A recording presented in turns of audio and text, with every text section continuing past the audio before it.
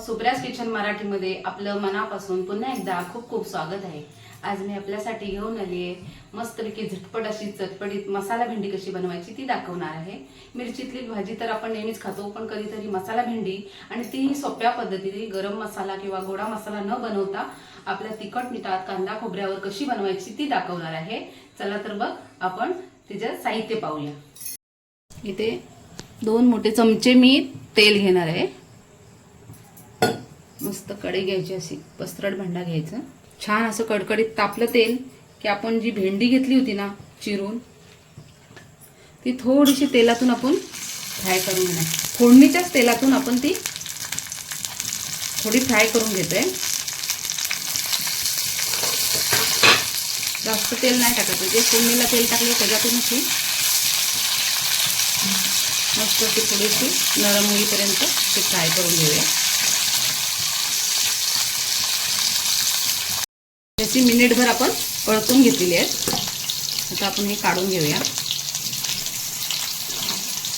साईडला भांड्यात काढून घेऊया आणि मग आपण त्याच राहिलेल्या तेलात फोडणी करूया।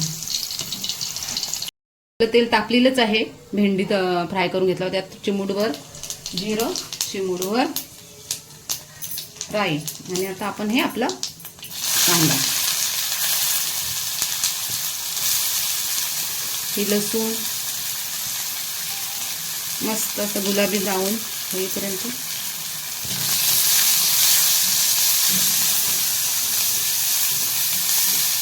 कांदा छान गुलाबी झाला। आता आपण ह्याच्यात टोमॅटो टाकून घेऊया।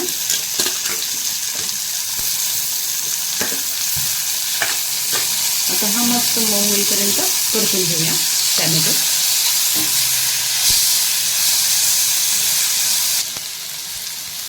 मस्त असा कांदा टोमॅटो आपला छान एकजीव झालाय।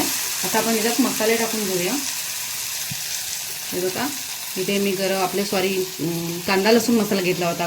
हे बारीक ओलं खोबरं चिरून किसून घेतलं होतं। अर्धा टीस्पून हे धना पावडर आणि ही गरम मसाला पावडर आणि हळद हे मी एकत्र टाकत आहे याच्यात।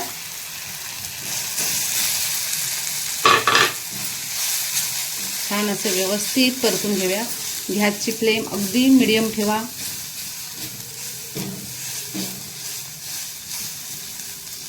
आणि आता कमी गॅस करूनच आपण जो दही घेतला होता 1 टीस्पून तो छान असं फेटून,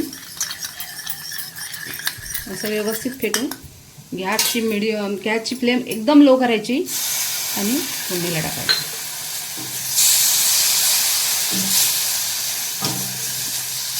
मस्त एकजीव होते आणि आपली ग्रेव्ही सुंदर होते। त्याच्यातच मी दही घेतलं होतं, त्याच भांड्यात मी अर्धा पेला, छोटा पेला आहे हा, पाणी घेतलंय। मस्त अशी ग्रेव्ही तयार झाली। थोडीशी मी फोडणीला कोथिंबीर टाकणार आहे। फोडणीला कोथिंबीर टाकली ना की चव छान येते, कोथिंबीरीचा आरोमा त्या मसाल्यात उतरतो। व्यवस्थित आपली ही ग्रेव्ही तयार झालेली आहे। आता आपण ही भेंडी आपण घेतली होती ना फ्राय करून, ते आता टाकणार आहोत। हे बघा, व्यवस्थित हलक्या हाताने तुला एकजीव करायचं आणि 1 मिनिटभरच आपण परतणार आहोत, झाकण ठेवणार आहोत की आपली भाजी तयार। अशी मस्तपैकी आपली मसाला भेंडी तयार झाली बघा। झटपट झाले, कमी वेळात कमी मसाल्यात आणि अगदी चविष्ट मसाला भेंडी झाली आहे। ही पहा, अगदी 6 मिनिटं आपल्याला ह्या भाजीला लागले।